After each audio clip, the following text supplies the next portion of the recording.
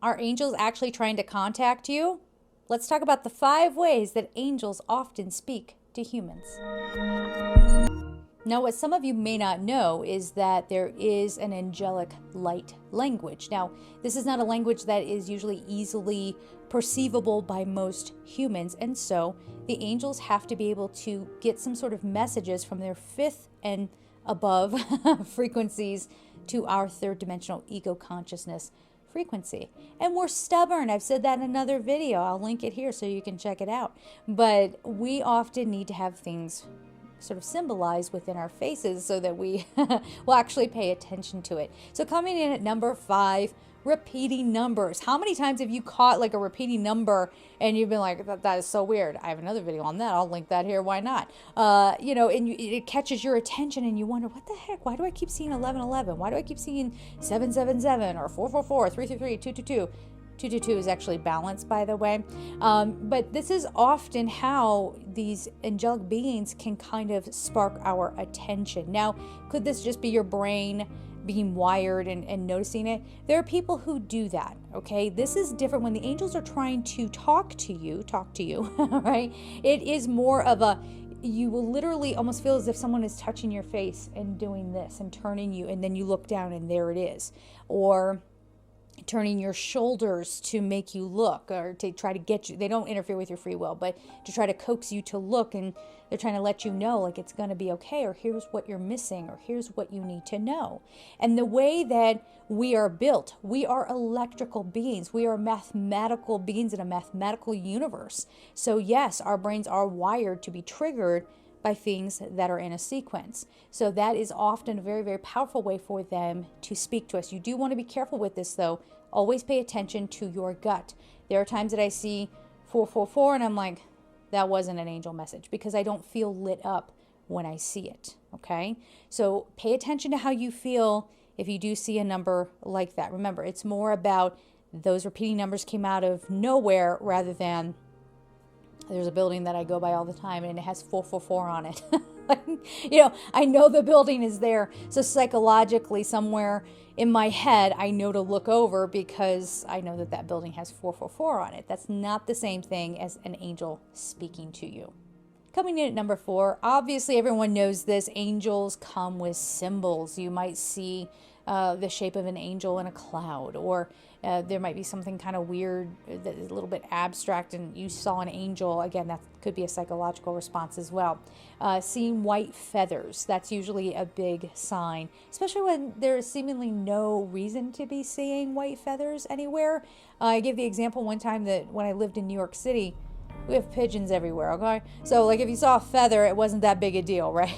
But I'm talking about there's like a pure white feather just in the middle of the grass in your backyard, and there's no seeming reason why it would be there. Same thing with rose petals. This is something that people don't often speak about, and it's absolutely a sign from the angels. It's also a sign of blessings. It is associated with Mother Mary as well. So there's this beautiful sort of divine feminine energy when you smell roses and maybe there are no roses around, or suddenly somebody gives you a bunch of roses and they've never done that before, or seeing the petals around. That's usually a sign from your angels as well. So when you are, the angels are trying to talk to you, really pay attention to what you're doing.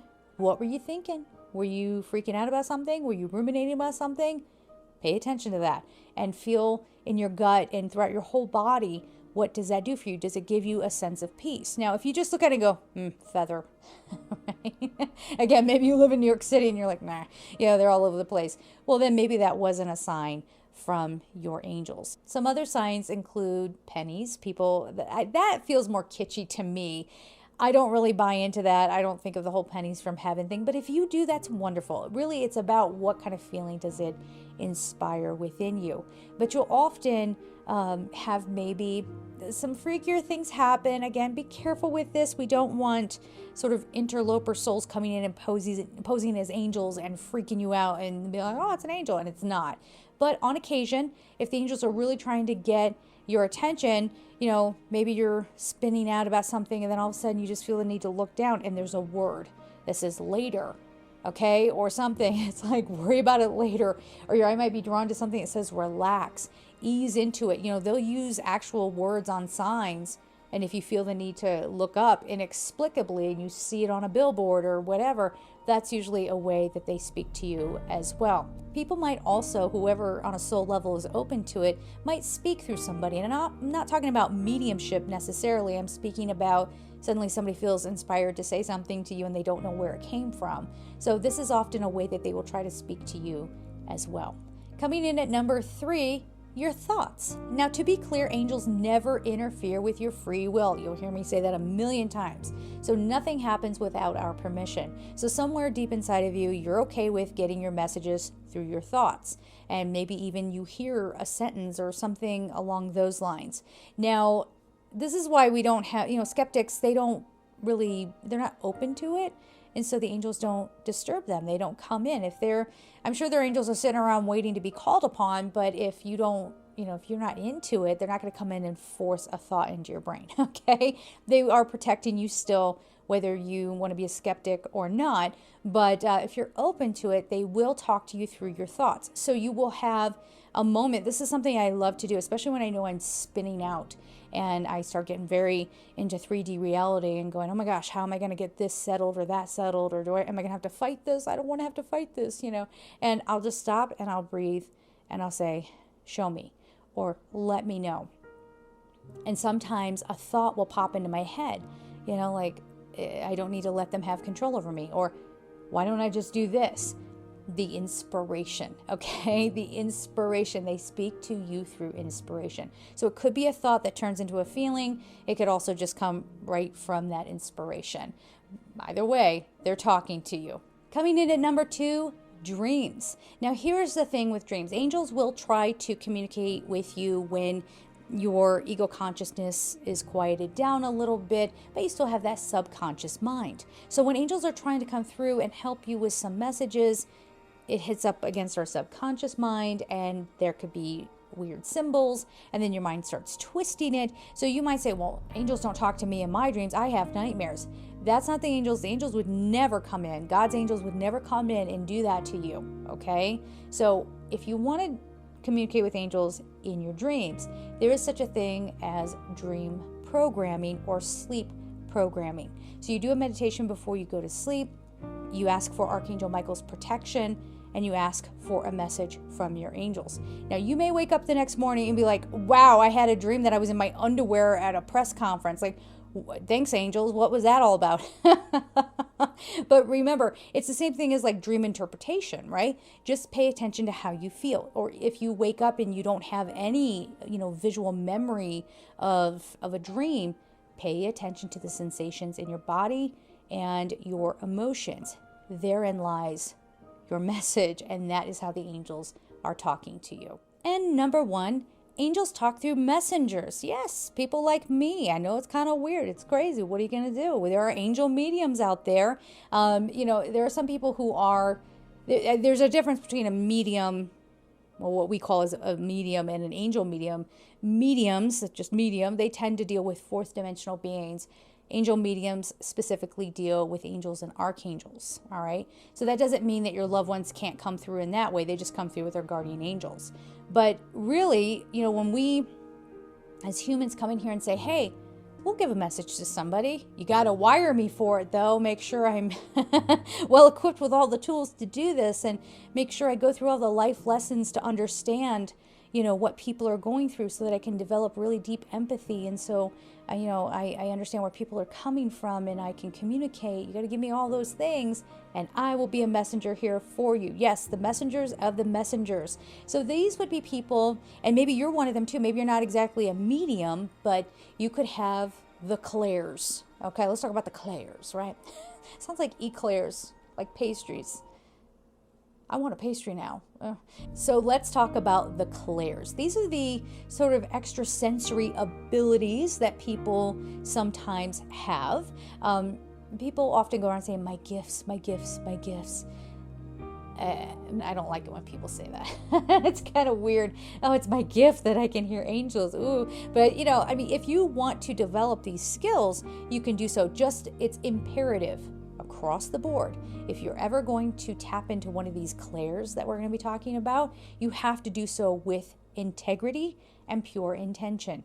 This is one of the biggest reasons why, a lot of times people will come to me and they want me to teach them mediumship, especially angelic mediumship, and I won't always do it. You're either equipped to do it or you're not. And your intentions need to be there. And you have to really understand why you want to do it, because this isn't an easy gig by any stretch of the imagination. It's actually very, very taxing on the physical body and on the mind, the heart, the soul. Maybe not the soul. Soul's got a lot of energy, but I'm saying, like, it just feels draining sometimes. So the clairs, let's talk about that. Clairsentient or clairsentient, depends on who you talk to.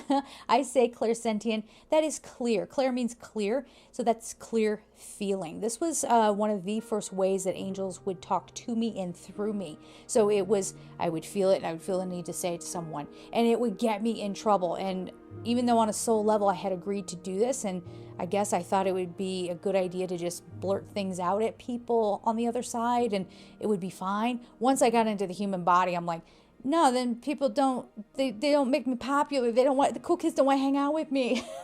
Right? So I had to really, even though you come in equipped, you still have to really sort of finesse it in this human body going along with your personality. So clairsentience is actually very, very common. This is the thing that that you have it. You've heard people say, well, when there's been a fight in the room, you might guess if there's a tiger behind you, you're going to sense it and feel it. And this is meant to protect you in a very base kind of way. But this can also be one way that the angels are communicating to you and through you. The second kind of clair, let's just get to it. Clairvoyance. I mean, come on, everyone kind of uses that to say all kind of clairs, like you're clairvoyant. Clairvoyant is clear seeing, people who have visions. And yes, if you tap into that, you will sometimes have like vignettes sort of flash through your mind, and that's how it happens for me. I don't know anybody who sees things outside of them.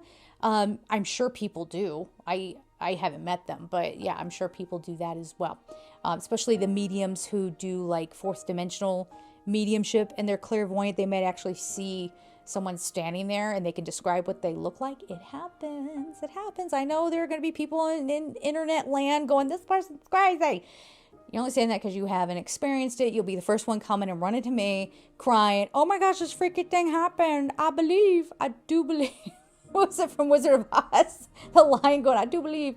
All right. So anyway, that is clairvoyance, clear seeing, having visions. Clairaudience, which was my second level ability. So first I would feel it and then I would hear it. This gets a little tricky because if you're talking about, I'm not a psychologist, but if you are talking from like a psychological perspective, this gets into schizotopal, doesn't it? Yes, a little bit. Thank God the DSM gives you 9 shots to get out of that diagnosis. But last I heard at least. But if you hear messages, that's how I auto write. I can actually hear. And sometimes, again, it depends on where I'm at as a human and what I'm going through. So sometimes it'll hit me first as a feeling because that's my more natural ability. It hits that first. And then I hear the words. So that's definitely a way that angels could talk to you. So then there is claircognizant, which is clear knowing. These people I've seen, this is kind of the sad one for people who do spiritual work and they're claircognizant. They're the ones that try to give somebody a reading and it just is. And people are like, how do you know? And like, it just is, I just know. And people are like, I think humans get a little turned off by that. If you're somebody who's claircognizant and you do a spiritual business or you do readings for people, leave your comments down below about what your experiences are. You might say, Michelle, what are you talking about? That doesn't happen to me. But I've just seen people with that clear knowing. It does kind of rub people the wrong way. Not me. I see something beautiful going on and I'm like, awesome. What else can you tell me? What else are you picking up on? I love it. So that's another way. You don't know how you know it. You just do. This would be that kind of experience where, somebody says, oh, I wish I knew what to do about blah, blah, blah. You go, ba-ba-da-ba-da-ba-da-ba-da. Did I just say that? Where'd that come from? It's that kind of feeling. You don't know how you know. You just do. There's also clear olfactory, which is clear smelling. This one is really fascinating because I don't hear about it too much, but some people actually think that they can smell death. This doesn't this isn't something that the angels would talk to you by, but just in case you run across that out there, they smell when something's coming. It's like they smell a scent, and then like a memory pops, and then, they suddenly get their messages through that. So that is really kind of incredible. And going into the whole roses symbol, that could be something as well. Now, I've never done a reading like that, so I'm not really sure how that goes. But if you know, I want to hear all about it. I am fascinated by that. Leave it down below. There is even clairgustance, which is clear tasting. And again, now we're getting into it. Again, I don't know how much the angels kind of work with somebody in that way, but if we're talking about the clairs, that's one of them. They can taste something, and maybe that is meaningful to someone.